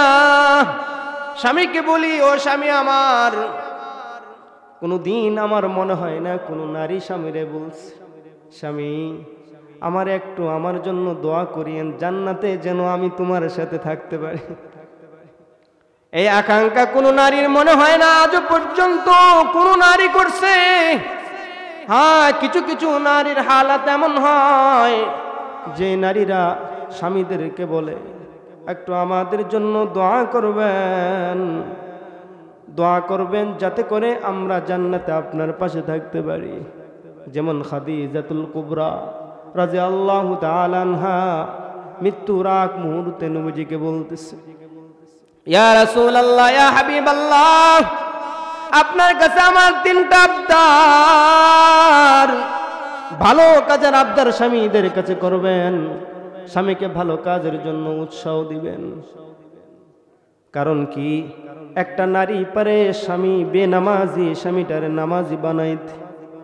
একটা নারীর মাঝে এমন যোগ্যতা আছে, একটা স্বামী গুনাহ করে গুনাহ থেকে ফিরানো নারীর পক্ষে সম্ভব। আমি তো প্রায় সময় বলি, একটা স্বামী স্ত্রীর প্রতি কেন আকৃষ্ট হবে না? ও মা বোনেরা, শুনে যান, আল্লাহ নবী মুহাম্মদুর রাসূলুল্লাহ সাল্লাল্লাহু আলাইহি ওয়াসাল্লাম বলছেন, উত্তম নারীকে, নবীজি আলাইহিস সালাতু ওয়াস সালাম বলতেছেন, উত্তম নারী তো সে যার দিকে তাকায়া স্বামী সন্তুষ্ট হয়, সে হলো উত্তম নারী। কিভাবে আকৃষ্ট হবে? ঘরের মাঝে থাকে, আমি আমার ভাষায় বলি, বাড়িতে থাকে এমন ভাবে মনে হয় কাজের বুয়া যখন বাড়ি থেকে বের হয়, গরিবের মেয়ে কিন্তু এমন শান শৌকতের সাথে বের হয়, মনে হয় কোনো রাজকুমারী হেঁটে যাচ্ছে। কিন্তু এটা উচিত নয়। আপনি সাজসজ্জা করবেন স্বামীর জন্য, এটাই বৈধ। এমন খুশবু ব্যবহার করেছেন যে খুশবুর দ্বারা একটা পরপুরুষ তার নাকে যাওয়ার পর সে আকাঙ্ক্ষিত, কি চমৎকার সুগন্ধি ব্যবহার করছে, এটার জন্য সে গুনাহগার হলো, মা আপনিও গুনাহগার হলেন। আল্লাহর নবীজি বলতেছেন ওই স্বামী স্ত্রীর ঘরে আল্লাহ রহমত বর্ষণ করেন। কোন নারী স্বামী, কোন নারী পুরুষের ঘরে? স্বামী স্ত্রীর ঘরে। যেই স্বামী স্ত্রী পরস্পর, স্বামী স্ত্রীকে দেখেছে, দেখার পরে মুস্কে একটা হাসি দিচ্ছে, নবীজি আলাইহিস সালাম বলেন, মা দিল দিয়ে একটু শুনবেন, স্বামী স্ত্রীকে দেখে মুস্কে একটা হাসি দিছে। আল্লাহর নবী বলেন এই স্বামী স্ত্রীর মুস্কি হাসাহাসি দেখে স্বয়ং আল্লাহ হাসতে শুরু করে, আল্লাহ রহমত বর্ষণ করেন। এজন্য স্বামীরা পারে স্ত্রীদেরকেও ফিরাইতে, স্ত্রীরাও পারে স্বামীদেরকে ফিরাইতে। একটা স্বামী নামাজি না, স্ত্রী কি করবে? স্বামীটাকে নামাজের জন্য কথা বলবে, ভোর রাতে উঠে, শেষ রাতে উঠে পানি রেডি করে স্বামীকে মাথায় হাত বোলায়া বলবে, স্বামী আমার, ওই যে ঠান্ডার সময় আপনার জন্য গরম পানি নিয়ে আসছি, উযু করেন, ফজরের নামাজ আদায় করেন। আপনার মায়া মমতা দিয়ে স্বামীটারে আল্লাহ ওয়ালা বানায়া দেন। সম্ভব অসম্ভবের কিছুই না। ওই যে দাওয়াত তাবলীগের মাধ্যমে কিছু একটা ওয়াকিয়া কারগুজারি শোনা যায়, স্বামী স্ত্রী পরস্পর ঝগড়া লেগেই থাকে। যদি তরকারির মাঝে একটু লবণ বেশি হয়ে গেছে, এবারে স্বামীর মেজাজ বড় গরম, একটু কিছু হতে না হতে স্ত্রীর উপর আঘাত করে। এইবার ওই জায়গার মাঝে একটা দ্বীনি জামাত আসছে। এইবার দ্বীনি জামাতে যে মুসল্লিরা আছে, পর্দার সাথে মহিলাটা বলতেছে আমার স্বামীটার হালাত এমন এমন এমন এমন, তাকে ফেরানোর কোনো উপায় আছে কিনা? দাওয়াতে তাবলীগের আমির বলতেছে তুমি যদি তোমার স্বামীটারে ফিরাইতে চাও, আল্লাহর রাস্তায় পাঠায় দাও, এক চিল্লায় পাঠায় দাও, দেখবা বুঝা সোজা যদি পাঠাইতে পারো তাহলে তোমার জিন্দেগি কামিয়াবি, এই অশান্তি আর থাকবে না, আর থাকবে না। এবার স্ত্রী অনেক কৌশল করে স্বামীটারে রাজি বানাইছে। এইবার স্বামী তাবলীগের জামাতে চলে গেছে। জামাত থেকে আসার পরে এইবার স্ত্রী তরকারির মাঝে লবণ কম দেয়, তবু বলে আলহামদুলিল্লাহ। এইবার তরকারিও বেশি একটা স্বাদ হয় না। স্বামীটা এইবার আর মারধর করে না, শুধু বলে আলহামদুলিল্লাহ আলহামদুলিল্লাহ। বলেন তো মা, এটা কার কারণে? এই আল্লাহ ভুলা মানুষটা আল্লাহ ওয়ালা হয়েছে একটা নারীর কারণে। মা আপনিও তো নামাজ পড়েন না, স্বামীটারেও নামাজের জন্য আনেন না, নিজেও শেষ রাতে আরামের ঘুম ঘুমান, স্বামীটারেও আরামের ঘুমে ঘুম পাড়িয়ে রাখে। কারণ কি, শেষ রাতের দিকে শয়তান মানুষের বিছানার মাঝে আরাম দিয়ে দেয়, এমন আরাম যে আরাম থেকে মানুষ আর উঠতে চায় না। এজন্যই তো বলা হয়েছে ওই নারী পুরুষদের নামাজ হলো উত্তম, যে শেষ রাতে উঠে নামাজ যারা আদায় করতে পারে। উপস্থিত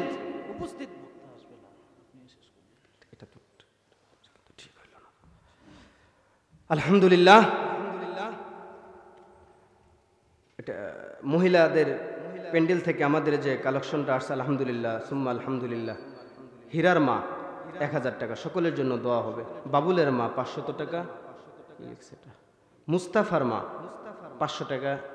আমি জানতাম মারা আলহামদুলিল্লাহ অনেক এগিয়ে, তেনারা আরও দান করেন, আল্লাহ তোমাদের দানগুলোকে কবুল করেন। রুনিনা 1000 টাকা, হৃদয়ের মা 1000 টাকা, জিহাদের মা 500 টাকা, হাসানের মা 500 টাকা, আয়েশা 1000 টাকা, হালিমা 2000 টাকা, মাশাল্লাহ মাশাল্লাহ, রেহানা 500 টাকা, আলেমা 1000 টাকা। আল্লাহ তাআলা প্রত্যেকের দানগুলোকে কবুল করেন। এখানে আবার আছে জ্যোৎস্না ভাবি, ভবানীপুর 1 বস্তা সিমেন্ট। এরপর মিতির বউ, মতির বউ, আচ্ছা মিতির লেখছে, আচ্ছা মতির বউ 1000 একটা সিমেন্ট বস্তা। আল্লাহ শামসুন নাহার আমিরের বউ কি এটা? আল্লাহ তাআলা প্রত্যেকের দানগুলোকে আল্লাহ তাআলা কবুল করেন, সবাই বলেন আমিন। যে যতটুকু চেয়েছি আলহামদুলিল্লাহ, সবাই এটাকে সাড়া দিয়েছেন।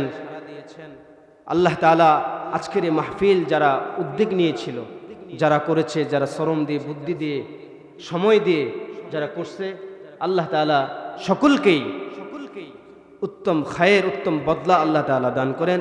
ওমা আলাইনা ইল্লাল বালাগ। জি, কিছু বলবেন? কিছু বলার আছে কেউ? সভাপতি সাহেব।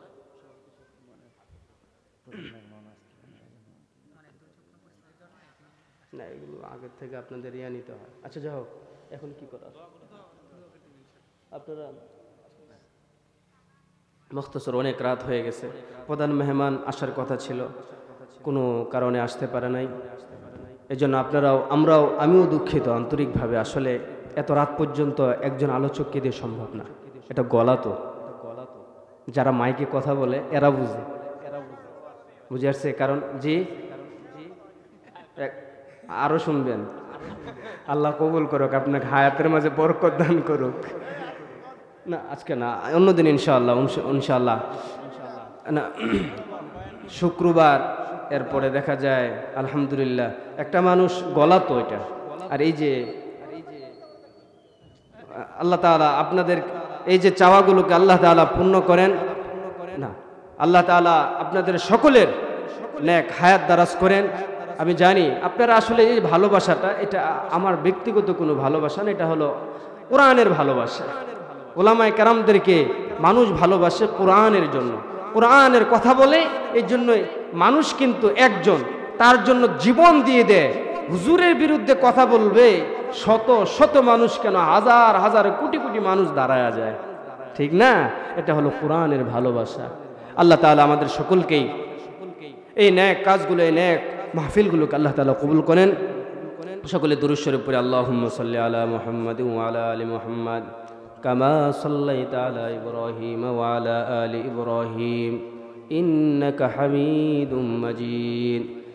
আল্লাহুম্মা বারিক আলা মুহাম্মাদ ওয়া আলা আলি মুহাম্মাদ কামা বারাকতা আলা ইব্রাহিম ওয়া আলা আলি ইব্রাহিম ইন্নাকা হামিদুম মাজিদ। আচ্ছা, দোয়ার পূর্ব, আমি একজন রাজমিস্ত্রি। কোনো মালিকের বাসায় কাজ করার সময় মশলা বেশি হলে তা অনেক সময় তাকে না জানিয়ে ফেলে দেই বা মার্ডের নিচে পুঁতে ফেলি। আচ্ছা, মাটির নিচে পুঁতে ফেলি। এতে আমার ওই দিনের বেতনটা হালাল হবে কিনা? জি না ভাই, এটা আপনার জন্য নিষিদ্ধ, এটা করা যাবে না, ঠিক আছে? কারণ এটা হলো মালিকের সম্পূর্ণটা। আপনাকে যদি সুন্দর, আপনার জানার প্রয়োজন হতেই পারে, যেটা যে আপনি পুঁতে ফেলেন, মালিকের মাল যেটা আপনি আমানতের খিয়ানত যে করেছেন, এটার জন্য আল্লাহ তাআলা আপনাকে পাকড়াও করবেন। ধন্যবাদ জানাই বিষয়টা জানার জন্য। এটা আর করবেন না, মালিকের ব্যাপার। এরপরে কি, অনেক সময় দুষ্টামি বা ইয়ারকির ছলে মিথ্যা বলি, এতে কি আমার কোনো গুনাহ হবে? অবশ্যই গুনাহে কাবীরা। কথা আপনার ঠাট্টামি আর ইয়ারকি ছলে যেটাই হোক, মিথ্যা তো মিথ্যাই, মিথ্যা তো মিথ্যাই। যেমন নজিস, বুঝে নেন, অর্থাৎ পচা, পচা তো পচাই, দুর্গন্ধ তো দুর্গন্ধই, দুর্গন্ধকে কেউ তো আর সুগন্ধি বলবে না, ঠিক আছে না? রাতকে কেউ তো দিন বলবে না। মিথ্যা মিথ্যাই, মিথ্যা কবিরা গুনাহ। আর কিতাবের হাদিস, কোরআনেও আসছে, হাদিসেও আসছে মিথ্যার ব্যাপারে। নবীজি বলেন, একটা মিথ্যা কথা তাকে জাহান্নামে পৌঁছে দেওয়ার জন্য যথেষ্ট। মিথ্যা বলবেন না। আপনার জীবন যা কার থাকুক, সত্য বলবেন। সত্যর পক্ষে আল্লাহ রসুল এদের ব্যাপারে খুশখবরি দিয়ে গেছে। জি, আলহামদুলিল্লাহ। আল্লাহ তাআলা আমার জন্য অনেক কষ্ট হয়ে গেল। আল্লাহুম্মা সাল্লি আলা মুহাম্মাদ ওয়া আলা আলহামদুলিল্লাহি রাব্বিল আলামিন ওয়াল আকিবাতু লিল মুত্তাকিন والصلاة والسلام على سيد الأنبياء والمرسلين وعلى آله وأصحابه أجمعين. ربنا ظلمنا أنفسنا وإن لم تغفر لنا وترحمنا لنكونن من الخاسرين.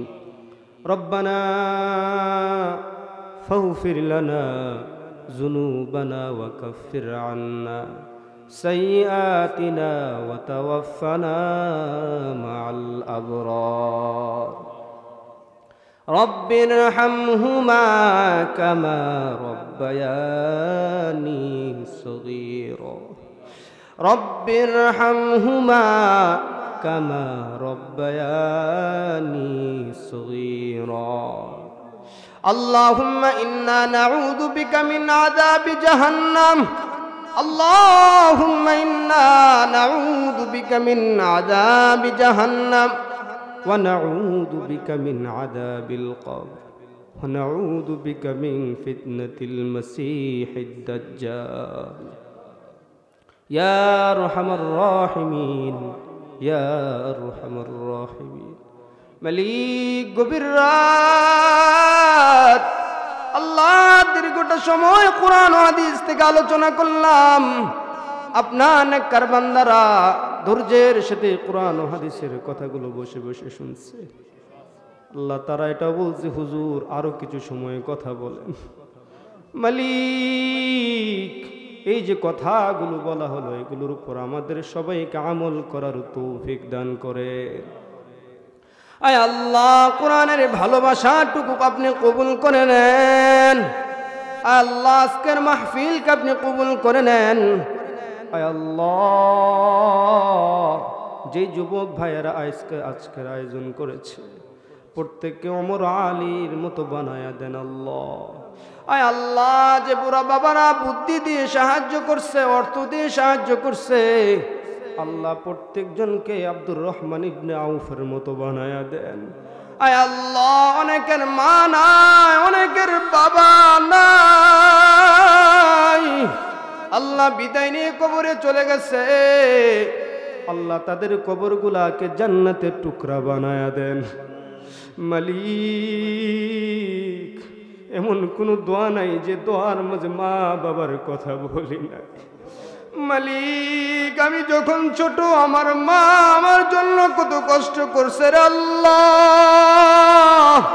এই শীতের মাঝে মায়ের কোলে পেশাব করে দিছি মা তারা দেয় নাই ভাই বোনেরা নাক ছিটকাইছে মা ফালায়া দেয় মালিক কত কষ্ট করে আমাদেরকে লালন পালন করছে ওই জনম দুঃখিনী মা অনেকের বেছে নাই যারা নাই তাদের কবরগুলা জান্নাতের টুকরা বানায় দেন আয় আল্লাহ আমরা এখানে যারা হাত তুলে আপনার দরবারে আমিন আমিন করতেছি প্রত্যেকের জিন্দেগির নেক চাওয়াগুলোরে পূর্ণ করে দেন অনেক মা বোন আসছে মা বোনদেরকে আপনি কবুল করে নেন মালিক মা বোনদেরকে খাদিজাতুল কুবরার মতো বানায় দেন আম্মা জান আয়েশার মতো বানায় দেন ফাতেমাতুজ জাহরার মতো বানায় দেন আল্লাহ অনেকের কন্যা সন্তান নাই তাদেরকে কন্যা সন্তান দান করেন রে আল্লাহ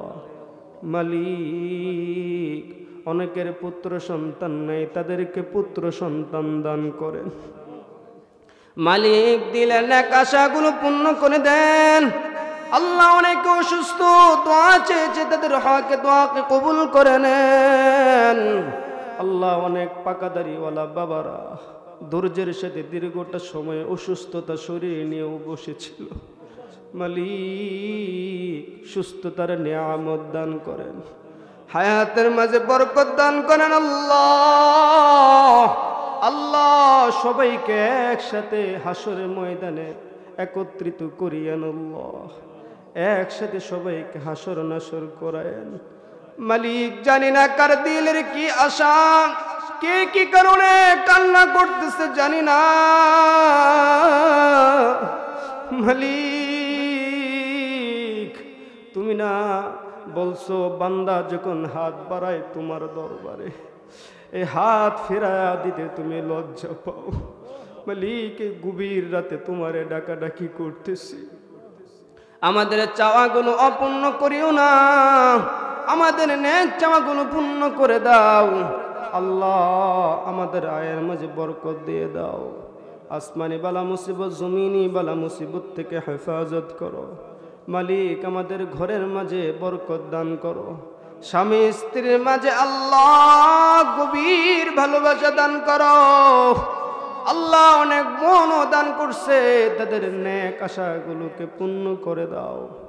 অনেক বাবারাও দান করছে, মারাও দান করছে, যে যে উদ্দেশ্য করে আজকে দান করেছে প্রত্যেকের নেক উদ্দেশ্যগুলো পূর্ণ করে দেন মালিক। রজব মাস চলতেছে, রমজান পর্যন্ত আমাদের হায়াত বাড়ায় দাও আল্লাহ। আল্লাহ আমাদের হায়াতের মাঝে বরকত দাও আল্লাহ। আসমানি বালা মুসিবত, জমিনি বালা মুসিবত থেকে আমাদের সবাইকে হেফাজত করো আল্লাহ। ربنا تقبل منا إنك أنت السميع العليم وتب علينا إنك أنت التواب الرحيم. صدر العرش مسبوء علينا، ويل الله نادرة إلينا، بحول الله لا يقدر علينا. سبحان ربك رب العزة عما يصفون، وسلام على المرسلين، والحمد لله رب العالمين.